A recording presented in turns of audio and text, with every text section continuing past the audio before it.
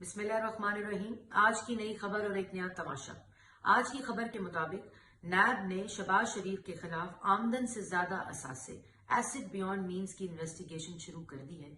और आज की खबर के बाद मैं ये समझती हूँ कि नेशनल अकाउंटेबिलिटी ब्यूरो को अपना नाम बाज़ाब्ता तौर पर नून अकाउंटेबिलिटी ब्यूरो रख लेना चाहिए, क्योंकि एसिड बियॉन्ड मीन्स वही घिसा पिटा फरसूदा इल्जाम जो सियासी इंतकाम के लिए नैब के काले कानून को इस्तेमाल करके सियासी लोगों के खिलाफ किया जाता है। जनवरी 2018 में जब साफ पानी की इंक्वायरी और इन्वेस्टिगेशन शहबाज शरीफ के खिलाफ स्टार्ट हुई, जिसमें शहबाज शरीफ साहब इंक्वायरी का हिस्सा बने, जब कुछ ना मिल सका तो उनको साफ पानी में बुलाकर आशियाना में गिरफ्तार कर लिया गया।